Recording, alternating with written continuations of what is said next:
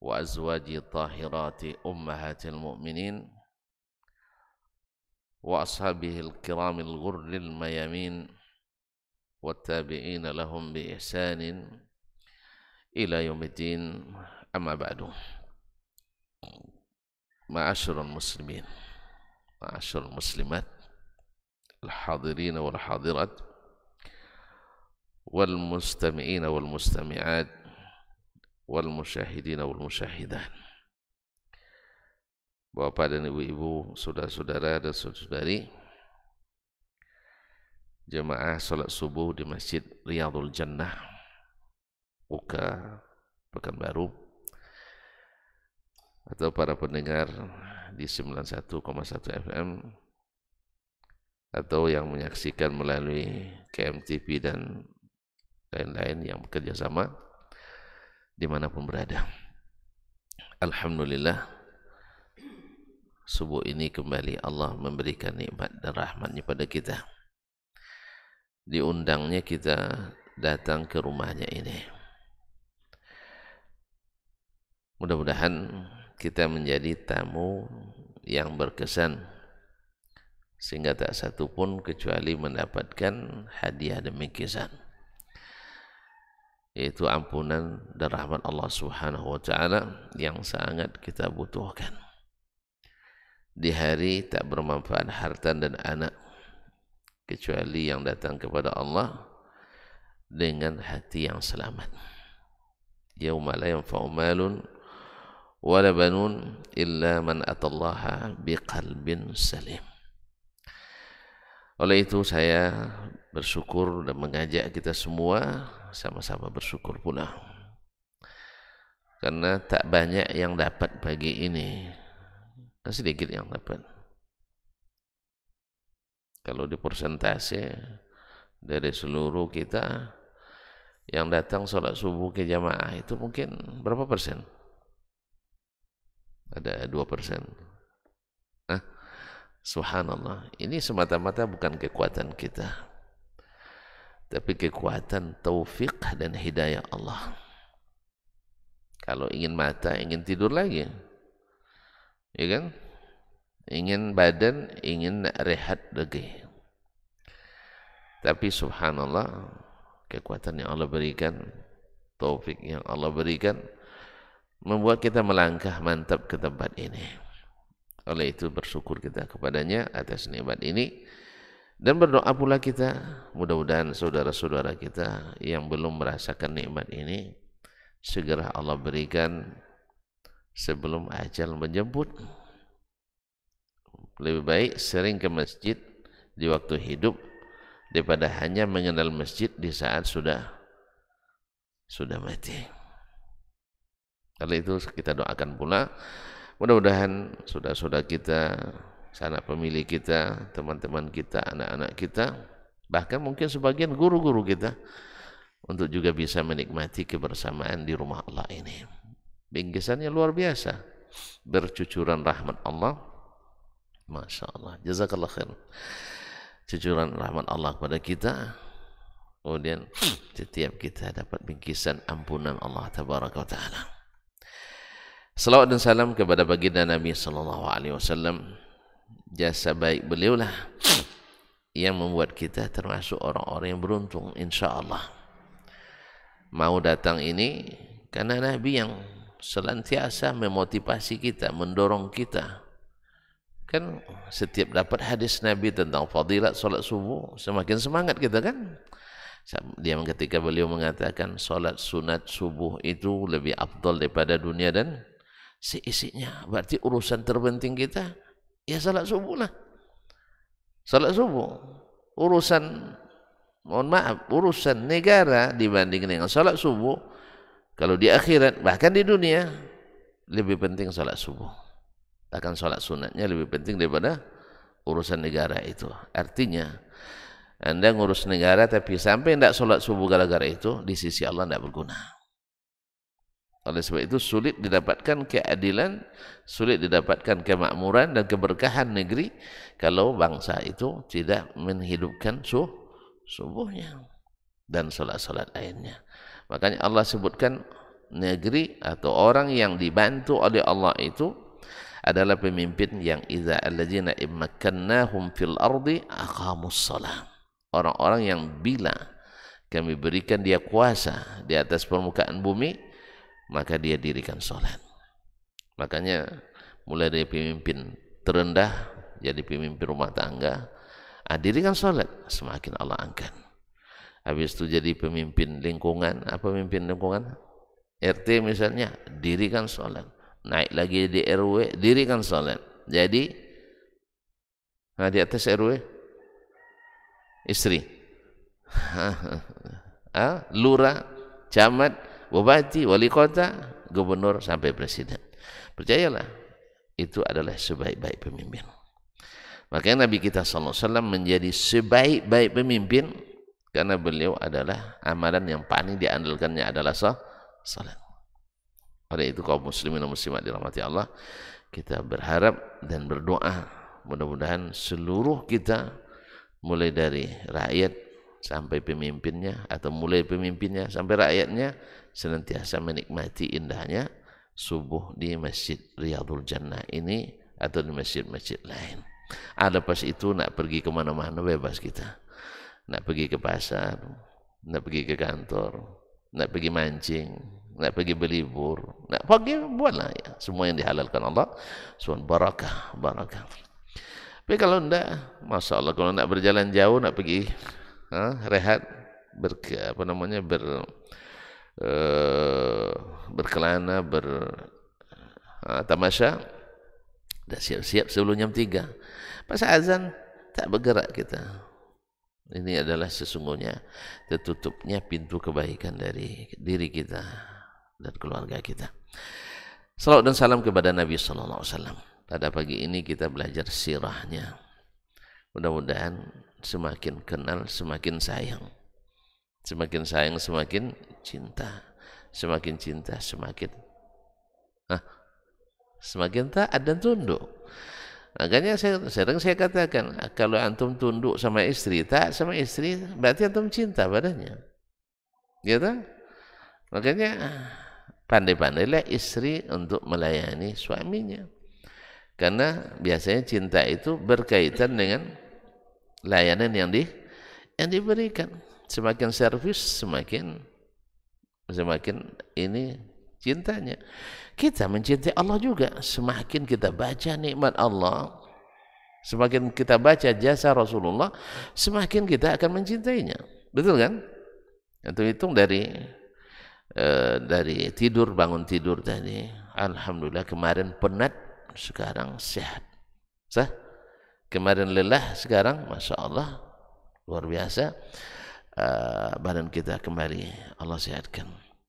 Itu kan nikmat. Kalau antum ingat itu nikmat Allah, antum akan semakin mencintainya. Demikian juga Nabi kita alaihissalatu wassalam, makin kita belajar sirahnya, mesti semakin cinta kepadanya. Semakin cinta, semakin taat kepadanya. Kalau orang tak taat kepadanya, cintanya masih cinta lagu. Masih berlagu lagu cinta. Sekarang kan ada penyanyi pandai berlagu kan, tapi ketika disuruh untuk ikut Nabi SAW, dia bilang masuk akal sih, ya kan? Masuk akal. Oh, kalau antum masih masuk akal, berarti cinta belum masuk, antum masih pikir-pikir. Ma'asyal kiram dirahmati Allah. Baik, kembali kita lanjutkan yang ingat kaji terakhir kemarin. Dah lupa, sepakat lupa nampaknya. Subhanallah, baru 2 bulan ditinggalkan. Ini kan baru 2 bulan kan, September, Oktober. Kita September safari kita sama Ade. Oktober saya dapat tugas ke Jakarta. September umroh ya. Oktober yang kita ini ya, safari. Ini November ini hampir lagi terancam nih. Saya sebenarnya hari ini rapat di kedutaan. Hari ini sebenarnya rapat di Jakarta. Tapi untung badan kurang sehat, sehingga dapat yang dekat-dekat. Ya, apa? Alhamdulillah. Jadi kadang rubba darratin nafi'ah kata orang Arab. Ada hal yang bermudarat itu kadang-kadang mendatangkan manfaat. Rubba dharratin nafi'ah. Kalau sempat sehat bugar-bugar, kemarin sore saya sudah berangkat Jakarta. Karena ada rapat, ada dua hal besar yang akan ini, pertemuan alumni Arab Saudi di akhir Januari insyaallah. Jadi mungkin saya mau dijadikan sebagai panitia juga sebagian. Kemudian yang kedua G20 kan sekarang ya. Iya. Betul? Enggak ya. G20, pertemuan G20 di Bali. Ya. Ya setidaknya entah gimana pula kawan-kawan manggil saya ke Jakarta, entah apa saya enggak tahu. Semoga sukses, berhasil membawa kemajuan dan kebangkitan bagi bangsa kita. Amin. Baik, kaum muslimin dan muslimat yang dirahmati Allah SWT. Jadi untung kurang sehat. Dan anak juga sedang sakit. Istri juga kurang sehat juga. Musim demam kayaknya sekarang. Semoga Allah SWT berikan bagi pencuci dan pembersih. Baiklah kaum muslimin. Berarti lupa. Kalau lupa diulang lagi Ustaz. Hah? Tidak apa-apa, kita ulang. Tapi ulang cepat. Nah. Kenapa kita belajar sirah? Ahdaf dirasatis sirah. Kenapa kita belajar sirah Nabi SAW? Tadi secara eksplisit sudah saya sampaikan bahwa tujuan utama dari belajar sirah mengenali Nabi dari dekat melalui sunnah-sunnah dan ayat-ayat yang Allah turunkan dalam kitab Al-Quranul Karim. Karena nanti sumber utama sirah itu adalah Al-Quranul Karim. Jadi informasinya valid, tidak diragukan. Karena zalikal kitabu la raiba fihi. Kemudian datang dari sang Nabi SAW melalui para perawi yang amanah, as-siqat, yang agamanya, yang muruahnya terjaga sampai kepada kita. Oleh sebab itu kaum muslimin dan muslimat mempelajari sirah semakin mengenalkan kita pada Nabi SAW. Bukan hanya menghafal tanggal-tanggal, tidak. Bukan hanya menghafal nama-nama tempat semata, tidak. Atau mengenal iklim-iklim, atau berapa peperangan yang dilakukan, berapa yang mati syahid, berapa yang korban dari kalangan musyrikin, berapa ekor kuda yang di perang Uhud, pasukan berkuda. Bukan itu saja. Itu semua orang non muslim pun mungkin lebih hafal dari kita. Atau berapa selisih pendapat ulama tentang tanggal dan bulan kelahiran Nabi SAW. Karena memang tidak disepakati tanggal berapanya. Sampai hari ini masih ada peringatan Maulid Nabi SAW sampai 3 bulan. Karena memang tidak ada persatuan pendapat dalam masalah ini. Ya. Baik, kaum muslimin dan muslimat dirahmati Allah SWT. Tapi kita mempelajari sirah Nabi bukan hanya sekedar menghafal angka-angka kosong itu. Bukan hanya sekedar menghafal nama-nama tempat yang tidak melahirkan bagi kita hikmah. Nah, kita ingin menggali sirah ini sehingga melahirkan kesan bagi kita.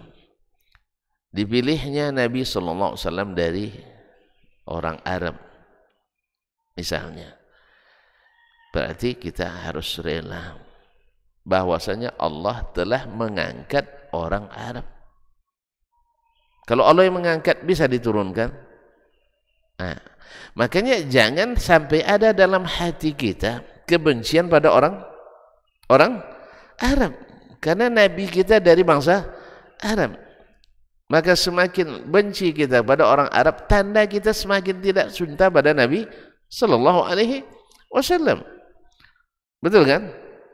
Kalau memang kita mengakui kehebatan Nabi SAW dan kebaikannya, kita cinta juga kepada kaumnya, khususnya ahlu baiti Rasulullah SAW, khususnya orang-orang yang dari nasab as-syarif, nasab Nabi SAW, masih kita cintai. Karena Allah katakan wa innahu ladzikrul laka wa liqaumika. Karena Al-Quran yang diturunkan, agama yang telah dijelaskan ini, zikrul lak, menjadi nama besar bagimu, nama baik bagimu, wali qaumik, dan bagi kaummu. Fasawfa tus'alun, ingat kalian akan ditanya tentang nikmat ini. Oleh sebab itu kita dapatkan sampai hari ini tetap saja orang Arab lebih tinggi semangatnya menyebar Islam ke seluruh dunia daripada bangsa manapun. Betul. Kalau tuan tidak percaya atau mau bantah silakan. Ayo, saya mau bukti. Sampai hari ini masih darah itu mengalir di tubuh-tubuh mereka, bahwa mereka punya tanggung jawab terbesar bagi menyebar Al-Quran dan Sunnah Nabi SAW ke seluruh penjuru dunia. Walaupun nanti akan lahir ulama-ulama dari bangsa-bangsa non-Arab, tapi mereka jadi ulama dengan bahasa Arab. Kalau dia tidak pandai bahasa Arab, makanya keahliannya dalam agama padahal pada umumnya diragukan, karena syarat memahami Al-Quran dan Sunnah adalah pandai bahasa Arab. Makanya kalau tidak pandai bahasa Arab kayak tadilah, masuk akal sih, kan itu lagi, masuk akal sih, masuk akal, dikiranya agama ini pakai akal-akalan. Agama ini agama ilmu, agama wahyu, bukan agama akal-akalan. Tetapi seluruh yang disyariatkan dalam agama mesti masuk akal. Semuanya masuk akal. Kalau ada yang tidak masuk akal dan sahih dari Nabi SAW, berarti akalnya bermasalah. Akalnya bermasalah, maka harus dibawa ke bengkel. Ya, harus dibawa ke bengkel wahyu. Hanya wahyu yang bisa memperbaiki akalnya tersebut. Sampai dia beriman kepada wahyu. Kalau tidak beriman, tak akan bakal masuk akalnya. Makanya ilmu iman dulu baru berilmu. Beriman dulu baru belajar ilmu. Tapi belum beriman, dia sudah belajar ilmu. Akhirnya dia sesat berdasarkan ilmu. Ada orang sesat setelah berilmu? Ada orang sesat setelah berilmu? Hah? Subhanallah. Ini satu persatu harus pakai bukti nih ya. Orang sesat setelah berilmu ada? Apa contohnya? Banyak, cuma sebutlah contohnya. Saking banyaknya payah milih ya, macam cari sepatu di toko sepatu besar, semuanya bagus, semuanya apa? Baik, susah milihnya. Contohnya kaum munafikin.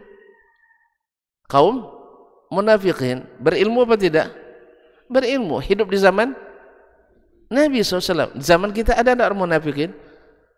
Lebih banyak lagi. Nah, mereka berilmu, tapi mereka tidak beriman. Mereka tidak beriman. Mereka menunggu-nunggu kejatuhan Nabi dan para sahabat. Sama juga hari ini, menunggu-nunggu kejatuhan ulama. Kalau ulama jatuh, mereka berbahagia. Apa sebab?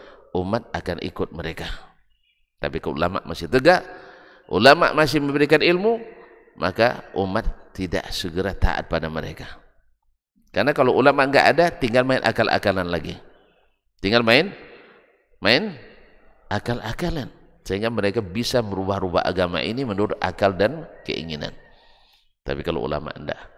Nah, kalau ada ulama yang berilmu tapi masih ngikut akal-akalan, berarti dhalla ala ilmin. Sesat dalam keadaan berilmu. Ada apa enggak? Ada. Yaitu para pengikut hawa nafsu. Para pengikut hawa nafsu. Contohnya Wasil bin Atha, pendiri aliran Mu'tazilah. Gurunya tidak tanggung-tanggung, Imam Al-Hasan Al-Basri, ulama terbesar di Basrah pada masa tabi'in. Gurunya murid sahabat gurunya. Hampir dia jadi tabi'in dia. Tapi karena hawa, akhirnya dia berpisah dari gurunya dan menentang gurunya setelah dia lama menuntut ilmu pada gurunya. Apa sebab? Tidak masuk. Apa sebab? Tidak masuk akal. Jadi semuanya tidak ya masuk akal, ditolaknya. Berarti salah, dia belum beriman. Belum iman. Orang beriman itu karena datang dari Allah, dari Rasul, dia yakini. Tapi orang yang tidak beriman, walaupun datang dari Allah dan Rasul, dia ragui. Kalau kepada Allah dan Rasul saja ragu, apalagi kepada selain keduanya. Maka tidak jarang orang akan membantah kita dengan alasan itu pendapat Ustaz. Ustaz saya lagi lain pendapatnya. Kok sampaikan Al-Quran dan hadis jelas dia bilang itu pendapat kita.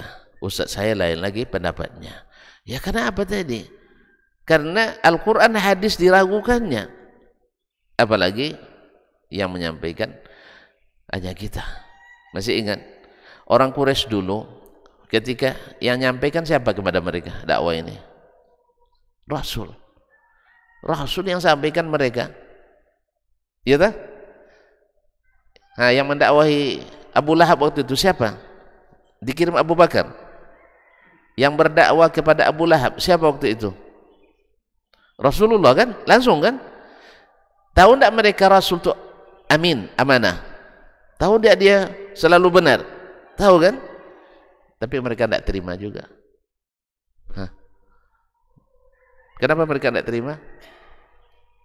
Alasannya sama. Itu pendapatmu. Nah, pendapat guru kami lain lagi. Jadi kalau ada yang sekarang diberikan hadis Nabi, ditolak orang dengan alasan itu pendapat Ustaz, biasa. Karena masalahnya iman belum terpatri dalam diri. Dia sudah salah jalan, tidak langsung meyakini. Padahal orang beriman langsung meyakini. Karena yang melahirkan amal nyata itu adalah keyakinan. Orang tak yakin takkan maju. Betul Ustaz? Yakin tak menikah lagi? Enggak kan? Ragu kan?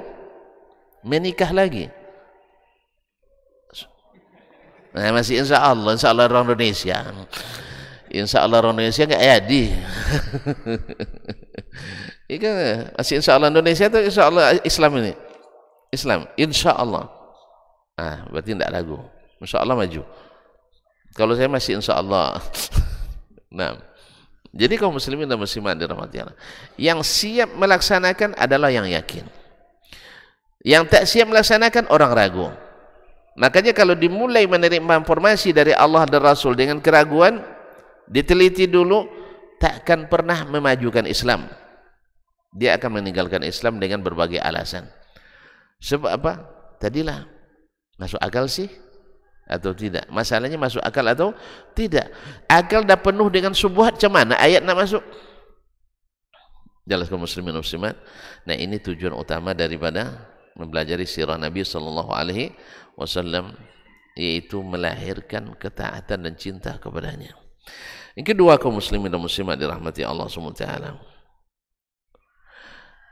Nanti akan kita ketahui bahwa apapun yang datang dari Nabi sallallahu alaihi wasallam adalah terpuji dan tertinggi. Apa yang datang dari Nabi semuanya terpuji dan punya nilai paling tinggi. Nilai paling tinggi. Tuan-tuan, kita ini andai ujian syarat lulusnya wajib nyontek. Kalau ada ujian syarat lulusnya wajib nyontek. Tahu nyontek? Enggak tahu. Menuwe. Tambah enggak tahu. Harus lihat. Nyontek tahu kan? Tahu lah, masa enggak tahu, udah sering dilakukan. Nah, kaum muslimin muslimat dirahmati Allah, wajib nyontek. Antum cari yang nilainya paling rendah atau nilainya paling tinggi? Serius ini? Iya. Atau ujian misalnya di kuliah open book, boleh buka buku. Antum cari buku yang sering dirujuk atau buku yang jarang dirujuk? Yang sering dirujuk, yang jadi rujukan utama oleh dosen itu. Kalau perlu diktatnya Pak dosen, iya kan? Makanya Pak dosen manfaatkan sebagian untuk jual diktatnya. Ada juga, tidak banyak, tapi sering. Jadi supaya laku diktatnya mesti beli, mahasiswa mesti beli, dan harganya kadang-kadang lumayan. Ada sebagian, tidak banyak dah, tapi sering. Kalau tidak beli diktat dapat C. Jadi kemusliman. Pas ujian open book. Antum akan cari yang paling jadi referensi. Nah, Nabi SAW, Allah yang puji langsung tentang beliau, wa innaka la ala khuluqin azim, engkau hai Muhammad di atas akhlak yang paling mulia, yang paling besar, agung. Allah juga mengatakan laqad kana lakum fi rasulillahi uswatun hasanah, sesungguhnya terdapat pada diri Nabi SAW itu bagimu adalah uswah hasanah, ikutan yang baik. Kemudian Allah juga katakan wa anna hadza sirati mustaqiman fattabi'u, inilah jalanku yang lurus, ikuti. Bahkan Allah juga mengatakan, seperti juga kita sebutkan, qul in kuntum tuhibbunallaha fattabi'uni, andainya kalian mencintai Allah dengan benar, ikuti aku. Berarti kalau Allah sudah merekomendasi, perlu rekomendasi yang lain? Kalau Allah sudah merekomendasikan, perlu lagi kita rekomendasi yang lain? Makanya orang ketika belajar sirah, mendapatkan Nabi mengatakan, mengamalkan, membolehkan, mengiyakan, menetapkan, dia akan menjadikannya sebagai contoh terbaik. Apa sebab? Tidak ada dari Nabi yang datang dari Nabi kecuali kebaikan. Oleh itu kaum muslimin dan muslimat dirahmati Allah, mengikuti atau mempelajari sirah Nabi SAW menyebabkan kita akan mencontoh Nabi dalam mengamalkan Islam ini. Akan mencontoh Nabi dalam mengamalkan Islam ini. Karena dia adalah contoh gambaran hidup. Sehingga ketika ditanya kepada ibunda kita Aisyah radhiyallahu anha tentang akhlak Nabi sallallahu alaihi wasallam, Aisyah tidak ragu mengatakan kana khuluquhul Quran, akhlaknya adalah Al-Quran. Oleh itu kaum muslimin dan muslimat dirahmati Allah, nanti dalam sirah akan kita dapatkan Nabi alaihi salatu wassalam dalam segala keadaan, bagaimana beliau bersikap, bagaimana beliau berkata, baru bagaimana beliau berbuat dan sebagainya. Ma'asyiral kiram dirahmati Allah subhanahu wa ta'ala. Yang ketiga, di antara tujuan mempelajari sirah Nabi sallallahu alaihi wasallam ini, kita kalau ada orang yang punya kebesaran dan ketinggian, kebesaran nama, ketokohan, tertarik kita mempelajarinya.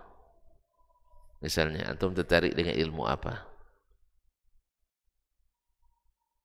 Penerbangan, ya, penerbangan. Nah, antum ketemu nama Wright bersaudara misalnya, Wright bersaudara, kenal? Oh, berarti tidak suka penerbangan. Yang lain lah kalau gitu. Ilmu perburungan, burung, tahu? Tidak juga. Bilanglah apa yang suka. Wisata kuliner. Ya, antum pernah mendengar nama besar seorang chef internasional, Gusto misalnya, pernah dengar juga? Belum penikmat makanan. Apa yang antum nikmati sebenarnya ini? Jadi tentang seorang penulis misalnya, ada penulis yang antum enggak andungi, syair juga enggak ada sukanya, subhanallah. So, kita barangkali kita punya hobi tentang sesuatu. Ada yang hobi misalnya hobi bicara tentang kisah-kisah peperangan, kepahlawanan, kesatriaan.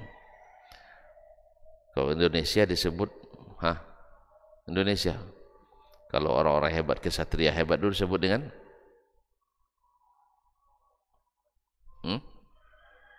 apa? Pahlawan. Iya, siapa pahlawan Indonesia yang paling jadi moto, misalnya orang hebat kalau gagah perkasa dia di lapangan tempur disebut siapa biasanya? Ya Sudirman. Ada, sudah menjadi apa itu brand orang Indonesia itu. Antum tidak belajar zaman prasejarah nampaknya. Ya kalau yang hebat laki-laki namanya misalnya disebut Arjuna. Sah? Aha, sah? Betul? Kalau perempuan? Perempuan hebat disebut? Antum tidak orang Indonesia lagi nampaknya. Jadi kalau ada wanita-wanita hebat disebut Sri Kandi, Sri Kandi, ya sah? Sah? Betul ya? Betul tidak tertarik antum? Ada orang Islam itu Ustaz katanya. Saya tidak bicara tentang Islam atau tidaknya, sekarang bicara tentang kehebatan orang. Sah? Tidak suka antum. Tidak suka. Ini baru mukaddimah sughronya, belum sampai ke natijah. Dengarkan sampai habis dulu. Nah, itu sudah menjadi apa istilahnya, menjadi tamsil bagi orang Indonesia. Kalau ada orang-orang hebat di peperangan disebut dengan Arjuna, kesatria. Kalau disebut laki-laki, perempuan, Sri Kandi, Sri Kandi. Nah, orang yang mengagumi hal-hal seperti ini dia akan cari sejarah orang ini. Akan cari sejarah orang ini. Baiklah. Antum curiga nampaknya. Sudirman katanya.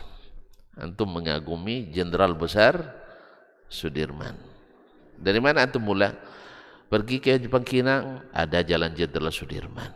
Pekanbaru, ada jalan Jenderal Sudirman. Pergi ke Padang, ada Jenderal Sudirman. Pergi Medan, ada jalan Jenderal Sudirman. Kemana-mana ada Jenderal Sudirman. Kita belum tahu apa-apa nih, sah? Akhirnya kita bertanya, siapa Sudirman ini? Nah, akhirnya kita akan mempelajari siapa itu Sudirman. Sah? Kita pelajari Sudirman. Lalu kita tahu ternyata jenderal besar pertama di Indonesia adalah Jenderal Sudirman. Abdullah lagi. Ternyata beliau adalah seorang pahlawan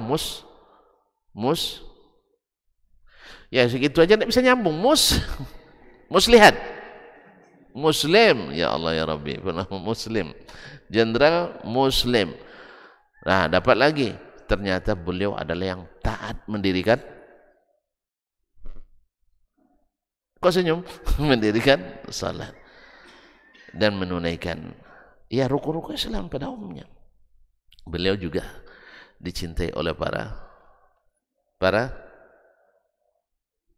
lawannya, para prajuritnya, subhanallah, dan ditakuti oleh lawannya, dan seterusnya.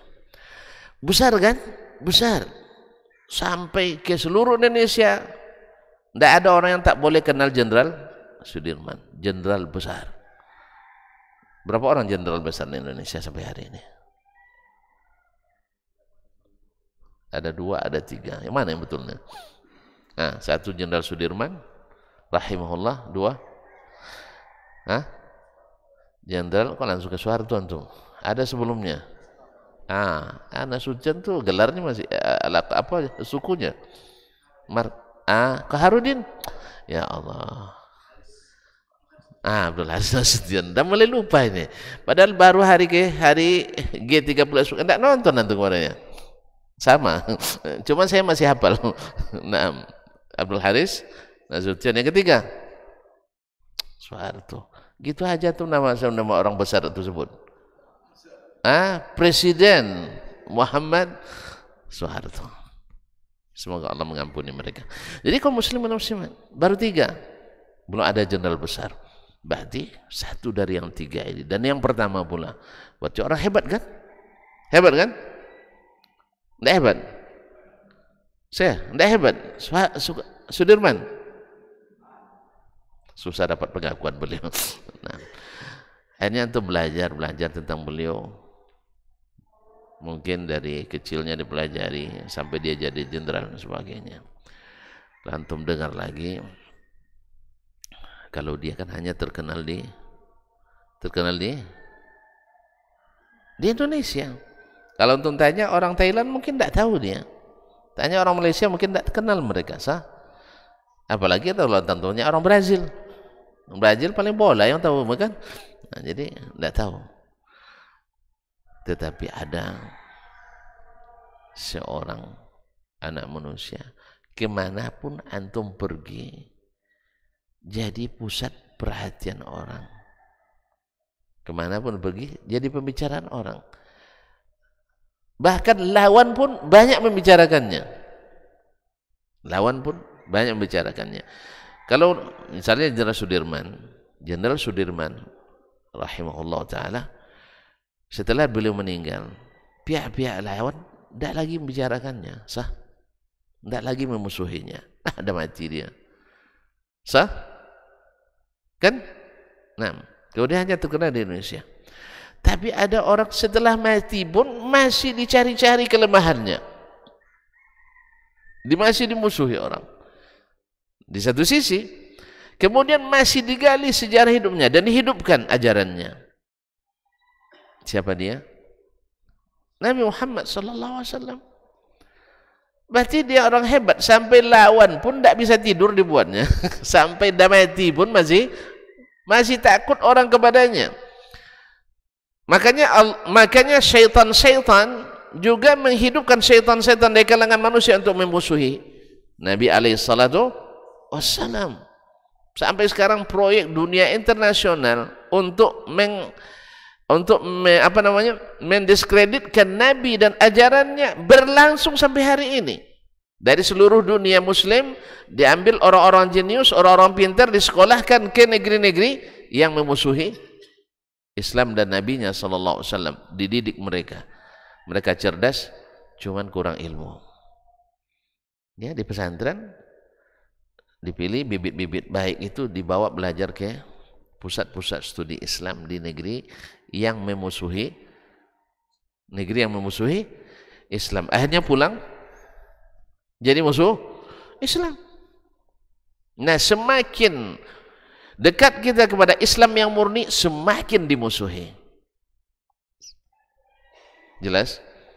Sekarang ada yang katanya tenaga ahli di lembaga ini dan itu, memang sengaja ditaruh di tempat itu untuk memusuhi orang-orang yang ingin kembali ke Islam yang murni. Berangkatnya dari pondok. Antum tahu sendiri ilmu kita di pondok seberapa. Memang untuk jadi, ya, untuk di kalangan kita, untuk di sini kita, misalnya saya tamat pondok nih, ya, untuk seriau waktu itu kalau udah tamat pondok saya udah cukup. Untuk jadi alim itu sudah sangat cukup tamat pondok. Tapi kalau untuk bersaing di level internasional, ilmu kita di pondok itu belum ini. Apa sebab? Masalahnya tak pernah ada kitab yang kita tamatkan di pondok itu dipelajari. Yang istilahnya bahasa kampung kami mome dipelajari, memas atau memasnya, artinya dari bab pertama sampai bab terakhir dipelajari dengan guru.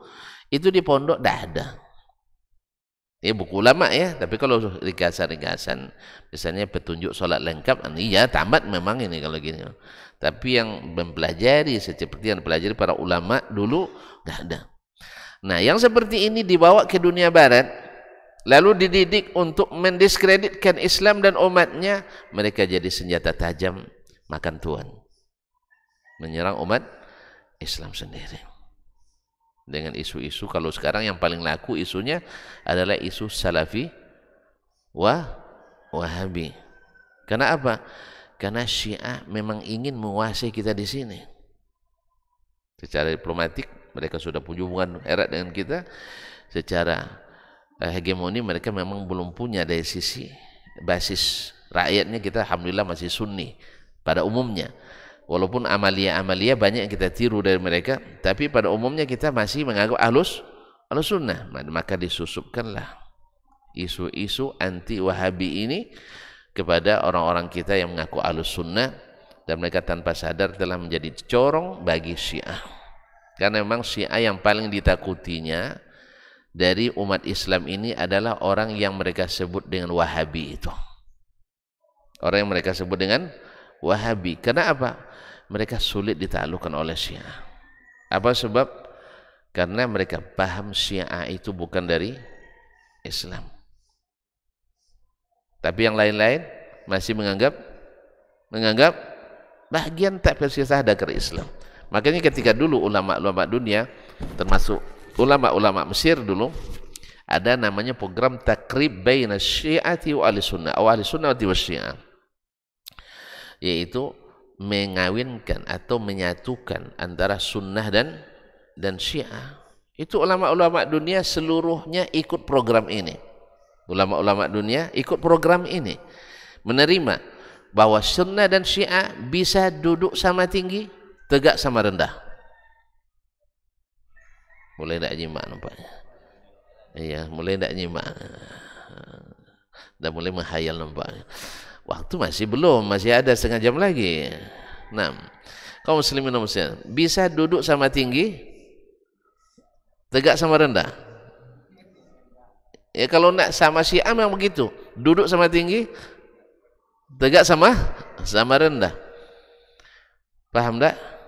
Dengan orang Syiah kita harus terbalik. Tegak sama tinggi, tegak sama rendah, duduk sama tinggi. Tempik nak di hati, tegurung nak di lu. Kalau Syiah memang begitu. Karena mereka dalam ngangguk menggeleng, dalam setuju memberontak. Itulah Syiah. Susah dipegang. Satu-satunya negara ulamanya tidak menerima hanya Arab Saudi dan negara-negara Teluk yang loyalisnya. Apa sebab? Tidak mungkin menyatukan golongan yang mengatakan Al-Quran kita tidak lengkap dengan yang mengatakan Al-Quran ini terjaga dan terpelihara lengkap. Berarti kan mereka ingin katakan Islam kita hari ini tidak lengkap. Kapan lengkapnya? Nanti menjelang kiamat keluar Muhammad bin Hasan Al-Askari. Ya, dongeng Syiah ini mereka akan keluar, nanti keluar Muhammad bin Hasan Al-Askari menjelang kiamat pula. Kapan mau diamalkan Islam lagi? Berarti kita sedang menjalankan Islam yang tidak benar menurut Syiah.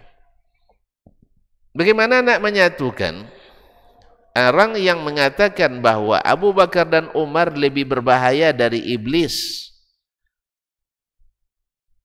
dengan kita yang mengatakan sebaik-baik umat Nabi Muhammad sallallahu alaihi wasallam adalah Abu Bakar dan Umar? Bagaimana nak menyatukan antara Syiah yang mengatakan setelah Nabi wafat seluruh umat Islam murtad kecuali 6 orang atau 5 orang, dengan yang mengatakan bahwasanya setelah Nabi wafat tak satu pun sahabat terlibat aliran sesat, apalagi murtad. Jelas? Jadi kaum muslimin dan muslimat dirahmati Allah Subhanahu wa taala, bisa disatukan tuh? Bisa disatukan? Tak mungkin. Bagaimana dengan yang menyatukan orang Syiah yang mengatakan bila mereka berkuasa menghalalkan darah Ahlus Sunnah? Mereka mengatakan dalam kitab-kitabnya, ceramah-ceramahnya, bila kita berkuasa akan kata basuh Ka'bah dengan darah Ahli Sunnah.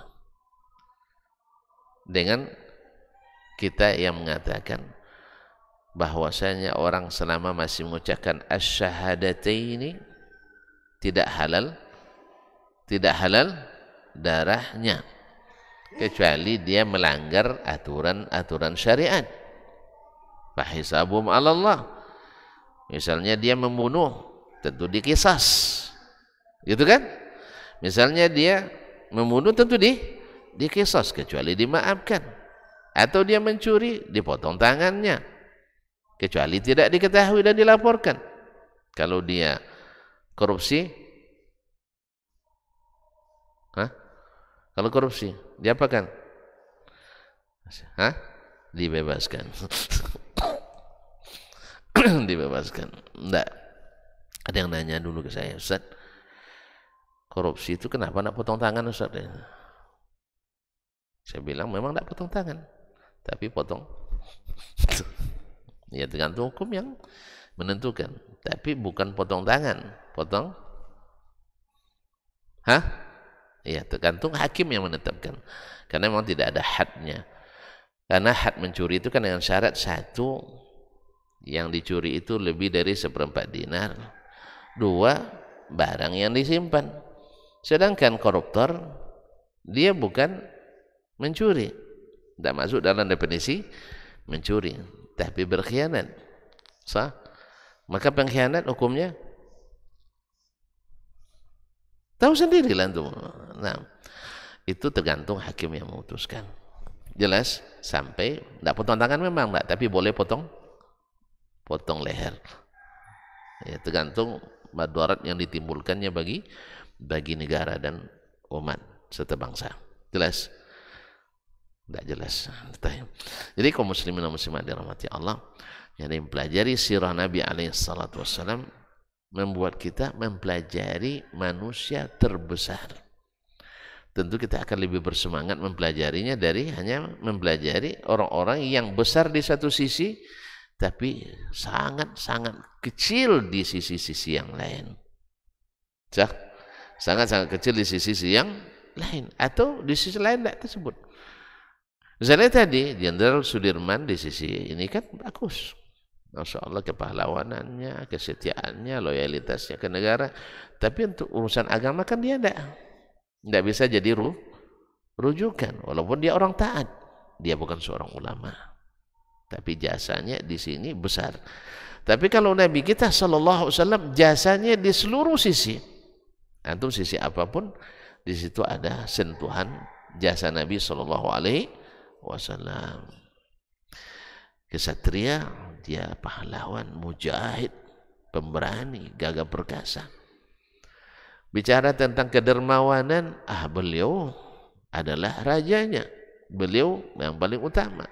Bicara tentang pemaaf, belum lagi orang minta maaf dia sudah ditarik ininya di depan orang ramai, depan para, kalau kita di depan para pejabatnya kan, beliau hanya tersenyum. Yang narik bukan lawan politik, tapi adalah orang rakyat biasa, rakyat jelata. Nabi SAW tidak pernah marah untuk dirinya, tapi marah bila syariat Allah direndahkan. Jelas ya? Paham dia. Apa lagi? Sebutlah apapun. Maraton, misalnya olahraga, beliau ahli gulat. Yang mana itu? Tidak tahu antum Nabi ahli gulat? Cuman tidak dipertandingkan di MMA, bukan. Nah, beliau ada alatnya. Lari, dia pernah lomba lari dengan Aisyah radhiyallahu anha. Jadi antum sekali-kali cobalah lari sama ibunya si fulana. Antum semua tidak boleh, bahaya nih. Istri kita juga jangan di rumah terus, bawa dia keluar, ya. Tapi jangan dipamerkan dulu. Kan ini maksudnya bawa keluar itu bukan maksudnya dipamerkan, tapi bawa dia, berikan dia ini kan. Nih, kalau perlu berbawa naik kuda, tapi jangan depan orang ramai ya. Nah, jadi kaum muslimin dan muslimat, Nabi juga seorang penunggang kuda ahli, tanpa pelana pun biar dia kundang kuda. Antum pakai pelana aja masih terpelanting kan? Nabi enggak, tanpa pelana biar bisa menunggang kuda. Suatu malam mendengar suatu suara yang mencurigakan, sahabat kanlah bersiap dulu masang pelananya kan. Tiba-tiba Nabi dah kembali naik kuda tanpa pelana. La alaikum, aman. Masya Allah, ya, aman. Dia yang mengamankan anak buahnya. Kalau kita pemimpin yang diamankan oleh anak buahnya, sehingga banyak pula anak buah yang jadi korban gara-gara itu. Jadi kaum muslimin muslimat, udah Nabi SAW lebih memikirkan keselamatan kita daripada kita sendiri. Pokoknya semua sisi. Berarti kita sedang pelajari sejarah manusia terbesar sepanjang sejarah. Makanya sangat-sangat wajar ya ketika seorang orientalis barat, Michael H.R. menyebutkan Nabi dalam urutan pertama 100 tokoh paling berpengaruh. Dia bicara tentang tokoh, bukan seorang nabi. Karena dia tidak beriman pada nabi kan? Tapi dia melihat dari sisi ketokohannya. Ya, artinya dari sisi pandang apapun, kalau kita, karena nabi kan tertinggi kan, pasti kita lebih mentinggikannya karena kita orang beriman kepadanya. Ini enggak, dari sisi ketokohan sekalipun, kepahlawanan, keberanian, pokoknya nomor 1. Masalah cinta jangan ditanya, ya kan? Ya tak? Banyak sentuhan-sentuhan romantisme yang kalau antum ini kan dari Nabi Sallallahu Alaihi Wasallam akan membentuk suatu keluarga yang harmonis, saling mencintai. Coba lihat, dia marah ada, tapi marahnya tidak mengeluarkan kata-kata yang pedas. Awak baru rencana marah sudah disiapkan konsep marahnya, seluruh kata-kata yang menyakitkan sudah keluar. Tidak. Begitu pula istrinya dengan beliau, bukan mereka semuanya senang sama Nabi semuanya. Hidup itu kan bergelombang juga. Sampai ada yang menepis, piring sampai pecah. Cemburu, ya wajar. Jadi kalau antum punya istri 2, ada rencana jadi tadi kan? Ya kalau sempat mereka kelahi berdua, antum jangan ikut pula berkelahi sama 3. Ya, tenang saja. Insya Allah akan damai kembali. Ibu kalian sedang cemburu. Jadi kadang-kadang kita kan kalau di rumah sendiri mungkin kita bisa menahan, tapi depan teman-teman, tadi atur sama bini nampaknya kan itu kan, jemur kain aja kelihatan sama teman kita tidak mampu kan? Nampak jemur kain lewat Ustaz Dasman, ngumpet dulu, nanti dibilang udah diatur, istri bukan. Justru antum bangga malah kalau pas lewat, misalnya pas saya sedang nyapu misalnya di halaman rumah lewat antum, saya justru senang malah. Biar jadi contoh bagi yang lain. Sebab apa? Karena Nabi sallallahu alaihi wasallam bisyani ahli kulli. Nabi suka bantu istri-istrinya, bukan satu istri, istri-istrinya dalam segala pekerjaan rumah. Nyapu dia lakukan, nyuci dia lakukan, ngesol dia lakukan, jahit dia lakukan, masak dia buat kan. Bisa nyuci piring aja. Udah mulai lupa cara nyuci piring. Pas sekali mantu istri langsung pecah 3 gelas. Apa sebab? Dah lama tak nyuci piring. Itu dibuat karena marah-marah pula. Allah musta'an. Jadi kaum muslimin enggak. Jadi inilah Nabi kita alaihi salatu dalam segala bidang. Maka kita pasti lebih tertarik untuk mengikutinya dalam kehidupan rumah tangga. Beliau adalah yang paling bahagia, makanya bisa dia menyebar bahagia karena beliaulah yang paling bahagia di dunia. Kita kalau setingkat apa kebahagiaan kita, setingkat itu pula kemampuan kita membahagiakan orang. Orang kalau kita lihat di luar tak bisa membahagiakan, sebenarnya dia gambaran di rumah juga tidak bahagia, walaupun terpaksa di klise, di kamera terlihat bahagia, senyum-senyum terpaksa itu terbaca. Jadi senyum terpaksa itu terbaca. Gimana antum nak membahagiakan orang, antum sendiri tidak bisa membahagiakan diri sendiri. Nabi SAW adalah yang paling bahagia. Dalam kesulitan pun masih optimis. Dalam ancaman pun, di bawah ancaman berat pun, beliau masih mengingat Allah Subhanahu wa ta'ala.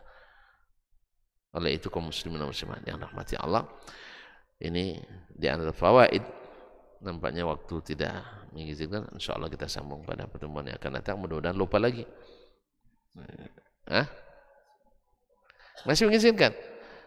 Tayyib, alhamdulillah, kita lanjutkan. Nah, kita tambah satu poin lagi. Ketika kita belajar sirah Nabi alaihi salatu wassalam, ini tujuan dan faedahnya. Kita kan dalam kehidupan ini kan berbagai profesi. Ada yang, apa profesi kita misalnya? Sebagai dai. Ya. Dai ini profesi paling sulit juga rupanya. Sulit. Sebab dakwah kita kepada Allah. Kalau tidak sulit, silakan dakwah kita kepada keinginan orang banyak. Itu tidak sulit. Tapi kalau dakwah kepada Allah, tidak ada yang tidak sulit. Tapi kalau dakwah kepada keinginan jemaah, itu mudah. Tergantung jemaahnya di mana. Kalau di Riyadhus Shalihin, baca aja keinginan masyarakat Riyadhus Shalihin. Baca yang menurut mereka disenangi. Selesai. Atau dalam bahasa lain, tak ada satupun masalah. Antum nak kiblatnya ke timur, tidak masalah. Nak kiblat ke barat, tidak ada masalah. Nak solatnya cepat, tidak ada masalah. Nak solatnya lambat, tidak ada masalah. Nak solatnya di rumah, tidak ada masalah. Nak solat di masjid, tidak ada masalah. Pokoknya tidak ada masalah. Ya, semuanya tidak ada masalah. Nak katakan Allah bersifat sekian atau bersifat sekian, tidak ada masalah. Semua tidak ada masalah. Ini sebenarnya dai yang bermasalah. Yang seperti ini sebenarnya dai yang bermasalah, tetapi membuat seolah-olah tidak bermasalah. Jadi kalau sudah dai mengatakan umat tidak ada masalah, berarti dai-nya bermasalah. Gimana antum bilang tidak masalah di negeri kita? Yang dalam rilis MUI 2014, dulu 2004 Anda baca. 2004 Anda baca masih di Madinah saya, bahwa aliran sesat di Indonesia waktu itu hanya lebih kurang 240-an aliran sesat yang terdaftar di MUI yang mengembalikan formulir. Ini ada yang sudah ngisi tapi tidak daftar ulang. Tidak daftar ulang. Ada masih, berarti Ahmadiyah sudah terdaftar cuma belum daftar ulang. Syiah sudah terdaftar tapi belum daftar ulang. Karena ada kepentingan politis dan sebagainya. Nah, ala kulli hal. 2004. Nah, 10 tahun setelahnya adalah rilis saya baca lagi, aliran sesat di Indonesia hanya 400-an. Naik apa turun? Naik. Ini indikator naiknya jumlah aliran sesat. Umat sedang bermasalah atau tidak ada masalah? Hah? Lalu antum dai bilang umat tidak bermasalah. Apa saja yang dibuat, buatlah. Yang penting disukai oleh keinginan lingkungan tertentu misalnya. Berarti antum dai bermasalah. Cuman menyembunyikan masalah. Masalah jelas. Umat kebanyakan tidak sholat berjamaah. Masalah apa tidak? Masalah. Umat kebanyakan tidak suka ngaji. Masalah apa tidak? Kalau tidak suka ngaji, ujung-ujungnya apa? Hah? Kalau tidak suka ngaji, ujung-ujungnya apa? Orang yang tidak suka ngaji, ujung-ujungnya apa? Menghentikan kajian. Karena dia tidak suka ngaji.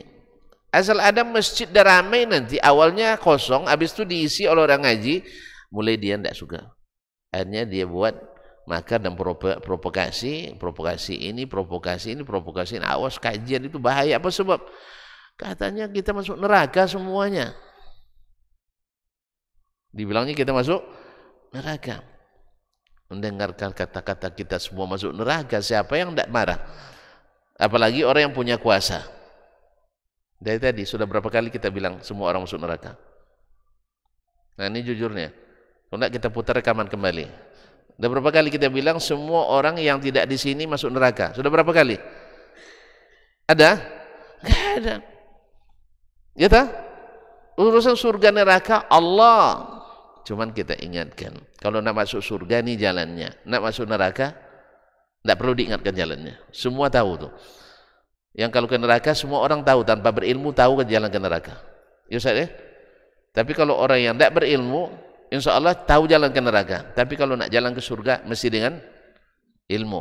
Maka Nabi katakan, man salaka tariqan yaltamisu fi ilman, sahalallahu bi tariqan ilal jannah. Siapa yang menempuh satu jalan untuk ilmu, Allah mudahkan jalan ke surga. Berarti orang tidak mau ngaji, masalah apa tidak? Masalah apa sebab? Karena dia akan menghentikan kajian. Karena dia tidak suka mengaji. Jelas? Berarti umat sedang bermasalah. Orang banyak sekarang, coba lihat, buka medsos. Banyak tidak perdebatan? Berarti masalah enggak? Berarti umat sedang bermasalah. Ini sebenarnya ulama-ulama harus paham ini masalah. Orang berdebat, maka jadilah ulama yang menengahi umat. Seperti Nabi dulu menengahi para sahabat. Sahabat pernah bertikai? Sahabat pernah bertikai? Hah?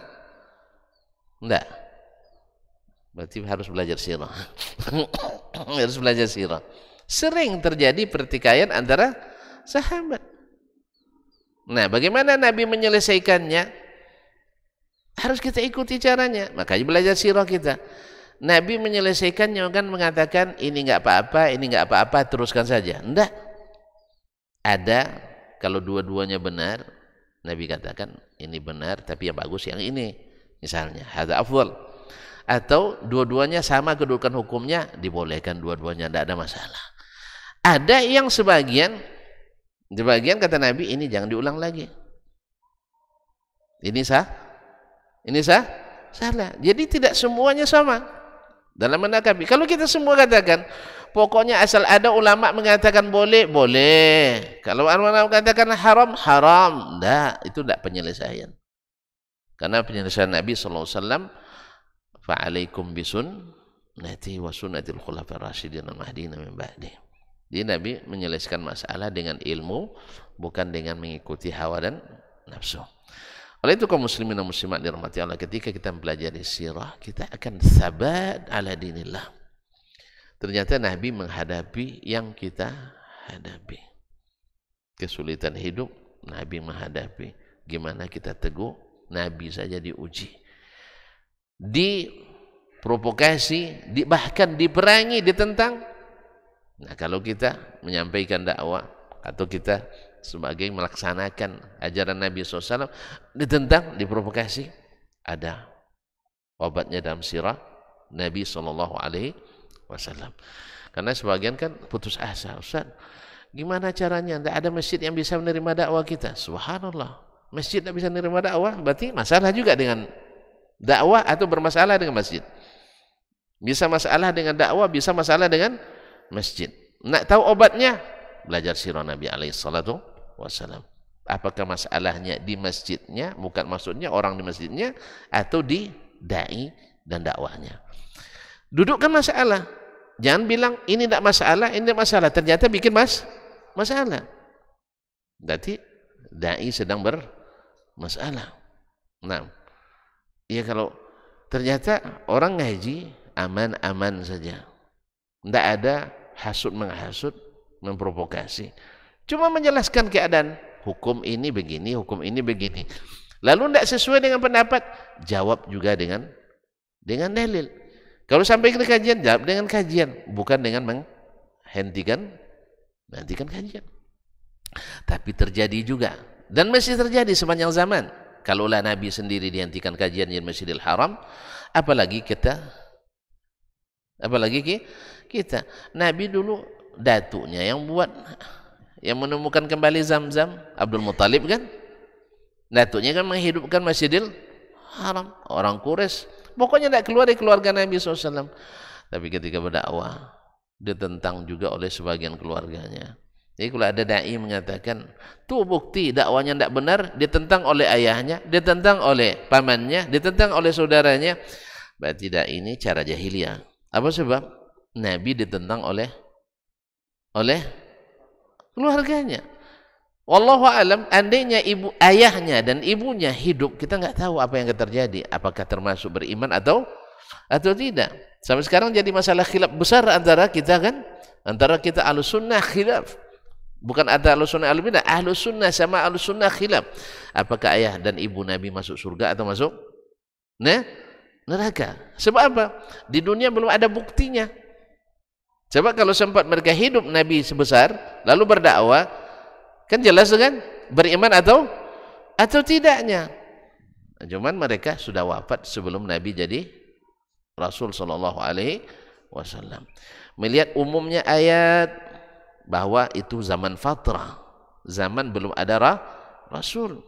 Mereka diuji nanti. Karena Allah tidak mengazab orang yang tidak ada utusan kepadanya. Menurut hadis khusus Nabi SAW mengatakan ayahku di dalam neraka. Kemudian Nabi minta izin ziarah ke kubur ibunya, diizinkan. Minta izin mendoakan ibunya untuk diminta ampunan, tidak diizinkan. Ini menguatkan pula bahwa beliau-beliau itu tidak masuk orang beriman. Karena tidak boleh, tidak mungkin dilarang Nabi mendoakan istighfar kecuali orang-orang yang tidak ya kan? Orang beriman boleh diminta ampunkan. Istighfar untuk orang kafir boleh apa enggak? Hah? Khilaf lagi ya. Dan mulai khilaf lagi sekarang tuh. Karena masuk di dalam para pemikiran tokoh. Kalau di kalangan ulama enggak boleh minta ampun untuk orang-orang yang non muslim yang jelas wafatnya dalam keadaan tidak Islam. Yang jelas wafatnya dalam keadaan tidak Islam. Ma'asyal kiram dirahmati Allah SWT. Nah, ini masalah besar lagi. Sebab apa? Orang tuanya tidak hidup sampai zaman. Andainya hidup kita nggak tahu. Sah? Hanya Allah yang tahu karena ilmu kita tidak sampai di sini. Tapi yang jelas mereka wafat sebelum Nabi jadi utus jadi Rasul. Nah, kalau alasan benar tidak dakwah karena ditentang oleh kebanyakan, ini masih gaya jahiliyah juga, gaya berpikir kita. Jadi kalau ada dai yang mengatakan, tuh lihat dakwanya ditentang ayahnya, ditentang saudaranya, berarti cara yang dipakai adalah cara jahiliyah. Karena orang jahiliyah dulu mengatakan, tuh Abu Lahab, paman kandungnya menolak dakwah Nabi. Tuh Abu Talib, paman kandungnya tak ikut dakwah Nabi. Tuh sebulan kerabat Nabi tak ikut dakwah Nabi SAW. Itulah yang menyebabkan banyak orang yang awalnya mau masuk Islam, tapi lihat saudaranya tak masuk, akhirnya mereka tak masuk Islam. Nah, ini tidak digunakan juga oleh sebagian kita hari ini untuk mengalihkan orang dari ilmu, dari dakwah dengan alasan ditentang oleh keluarga, ditentang oleh masyarakat dan sebagainya. Ini cara jahiliyah dalam memalingkan orang dari dakwah. Harusnya tidak pakai cara jahiliyah seperti ini, harusnya. Bukti tidak benarnya firman Allah, sabda Rasulullah SAW. Tidak coba-coba pula dikait-kaitkan. Oh, ini ajaran Yahudi katanya, ini ajaran subhanallah. Jadi Allah itu kaum muslimin dan muslimat yang Allah sampai hari ini tidak sedikit orang berdakwah juga dengan cara jahiliyah tanpa disadari atau disadari. Kalau tidak disadari, tolong disadarkan. Ya, kalau tidak sadar, tolong disadarkan. Kalau disadari berarti mengangkangi ilmu yang dia ketahui. Ukuran benar tidak bukan penentangan bukan. Ukuran benar tidak itu adalah pada ini ada dalilnya atau tidak. Nah, itu akan ketahui. Nah, sirah Nabi akan membuat kita sabat, akan membuat kita kokoh memegang agama ini. Apa sebab? Nabi dulu diuji. Ya, diuji. Ketika dia berdakwah dianggap memecah belah umat. Nah, kalau kita sekarang membawa dakwah kepada Allah dan Rasul, gara-gara menyebutkan ini benar, ini salah dengan dalilnya, lalu dianggap memecah belah umat. Ingat, Nabi dulu juga dituduh memecah belah umat. Kalau dikatakan kita bawa ajaran baru, padahal yang kita bawa adalah Al-Quran dan Sunnah Nabi yang diterapkan secara aplikatif di zaman Nabi, lalu dituduh juga ajaran baru. Kita katakan dalam sirah Nabi juga dianggap membawa ajaran baru. Jelas? Kalau Nabi tidak boleh dakwah di Masjidil Haram, kita tidak boleh dakwah di sebuah masjid misalnya, sabar saja. Jangan berjolak pula. Karena Nabi berdoa dulu, kaumku tidak mengetahui, maka ampuni mereka. Kita doakan semoga Allah mengampuni mereka karena mereka belum tahu. Karena Nabi juga dulu dipersekusi di Masjidil Haram. Yang bangun Masjidil Haram siapa dulu? Datuknya Ibrahim dan Ismail. Tapi dilarang dia berdakwah di situ oleh pengurus Masjidil Haram karena pengurusnya waktu itu adalah Abu.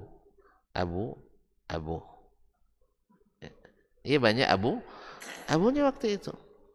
Jadi yang pakai abu tidak mesti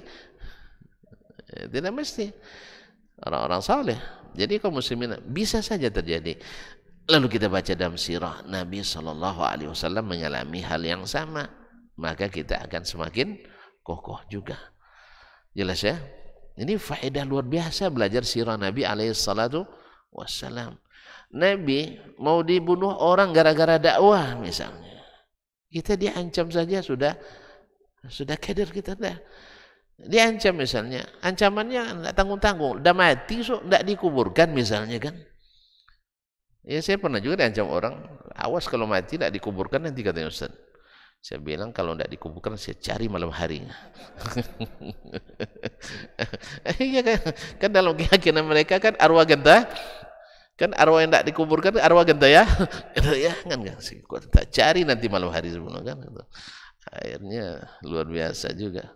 Iya kalau kita dah mati, tidak usah risau, tak dikuburkan, tak ada hubungan lagi. Kita tidak buat apa-apa lagi kan? Artinya kalau sempat kita tidak dikuburkan oleh orang, bukan karena kita, bukan karena buruk perangai kita, tapi karena dakwah, ya lalu tidak dikuburkan orang, tidak ada masalah. No. Antum nak dimakan ditelan binatang buas, nak tenggelam di lautan yang luas, nah pokoknya tidak ada masalah. Tapi kalau antum tidak istiqamah gara-gara menyimpang aliran sesat, lalu tidak dikuburkan orang, harus hati-hati kita. Tahu sesat dari mana? Belajar sirah Nabi SAW. Kita akan kokoh. Oleh itu kaum muslimin dan muslimat dirahmati Allah, jangankan kita, Nabi pun disadarkan kepadanya kisah-kisah Nabi sebelumnya. Supaya apa? Nabi kita kokoh juga. Karena manusia kalau diserang terus ada juga ini kan, ada juga gentarnya. Apalagi yang menyerang ramai sekali. Dalam pepatah Arab dikatakan al-jama'atu taghlibus syaja'ah. Orang ramai itu mengalahkan keberanian. Ini kalau ada yang ngaku-ngaku jagoan tapi dikeroyok ramai-ramai, ya habis juga dia. Masalahnya kita larinya ramai-ramai, itu masalahnya. Kebanyakan kita lari ramai-ramai. Oh itu bahaya tuh katanya, jagoan itu. Akhirnya masuk ayam dia. Sedikit-sedikit gertaknya kita, sedikit gertak. Buktinya orang jagoan masa dulu ya, sekarang jangan. Cari kita jagoan-jagoan dulu. Ada jagoan dulu sebuah pasar dulu di Kampar sana, kampung Ustaz mungkin bangkali itu. Selalu ngancam penjual, mengancam. Satu hari ada penjual ayam atau penjual apa, dia tidak tahan lagi, ditekan terus. Awak belum dapat duit lagi, dia sudah dapat duit. Awak belum sarapan, dia sudah menikmati. Akhirnya dilawannya sampai pingsan, jagoan itu dibuatnya sampai pingsan. Akhirnya dia takut, ketakutan, akhirnya disiram dengan air siuman jagoan itu kan. Pas dia siuman masih melawan juga kamu katanya. Padahal dia yang pingsan di plaza, dia juga masih gertak juga. Memang fitrahnya suka gertak, baru siumannya masih menggertak lagi. Jadi kaum muslimin muslimat dirahmati Allah SWT. Jadi kadang-kadang al-jama'atu taglibus syaja'ah. Orang ramai itu mengalahkan semangat yang sendiri. Tapi ketika Nabi SAW diberikan Allah SWT pelajaran tentang nabi-nabi sebelumnya. Misalnya dalam surat Yusuf, Allah katakan, "Nahnu naqussu 'alaika ahsanal qasasi bima auhayna ilaik hadzal qur'ana wa in kunta min qablihi laminal ghafilin." Kami menceritakan kepadamu sebaik-baik kisah melalui wahyu yang kami wahyukan kepadamu. Wa in kunta min qablihi laminal ghafilin. Walaupun engkau sebelumnya enggak tahu ini, hai Muhammad. Dia tidak tahu kisah ini. Lalu Allah kisahkan tentang Nabi Yusuf alaihissalam. Allah. Itu baca kita Yusuf tambah lama lagi itu buka. Nabi Yusuf dikucilkan oleh saudara kandungnya. Nah, ini kan pelajaran nih. Nah, antum pernah tidak dikucilkan oleh saudara? Alhamdulillah, syukur selamat di bab ini. Yang pernah dikucilkan? Nih contohnya. Nabi pilihan dikucilkan saudara. Akhirnya hati kita pun ternyata kalau kita sabar, Yusuf ketika dia sabar, Allah berikan yang baik. Ujian demi ujian dia lalui. Baik. Saya tidak bisa terperinci masalahnya. Yang jelas Nabi pun dikisahkan kepadanya kisah-kisah untuk menguatkan Nabi SAW. Laqad kana fi qasasihim ibratun lil albab. Dalam surah Yusuf juga sesungguhnya dalam kisah-kisah mereka itu terdapat ibrah bagi orang yang berakal. Nah, bagi orang yang berakal. Kemudian Dzalika min amba'il qura naqussu 'alaika minha qa'imun wa hasid. Dan seterusnya. Masih banyak ayat-ayat yang dijelaskan, kisah-kisah yang disampaikan ke Nabi sallallahu alaihi wasallam yang intinya linuthabbita bihi fuadak, untuk kami kokohkan hatimu dalam berdakwah ini. Oleh itu kaum muslimin dan muslimat dirahmati Allah, mempelajari sirah Nabi akan semakin mengokohkan kita. Akan semakin mengokohkan kita kalau kita mau mengambil pelajaran daripadanya. Sampai sini dulu, jangan buka poin yang lain lagi.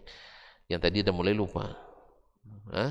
Nah, kita cukupkan sampai di sini. Mudah-mudahan Allah tuliskan kesempatan bertemu kembali pada masa dan waktu yang akan datang. Semoga semua yang menjadi sebab pertemuan ini Allah berikan pahala yang tinggi, dan semoga Allah SWT jaga dirinya, Allah jaga keluarganya, jaga agamanya, jaga harga dirinya, dan semoga semua yang hadir tidak mendapatkan kecuali bagian yang terbesar. Semoga Allah SWT jadikan kita orang-orang yang berhati besar, yang mudah-mudahan juga berharap semoga seluruh umat ini mendapatkan hidayah dan taufik Allah SWT, dan yang sudah mendapat mudah-mudahan Allah tetap dan kokohkan. Wabillahi taufiq wal hidayah. Wa subhanakallahumma bihamdik asyhadu an la ilaha illa anta astaghfiruka wa atubu ilaik. Wassalamualaikum warahmatullahi wabarakatuh.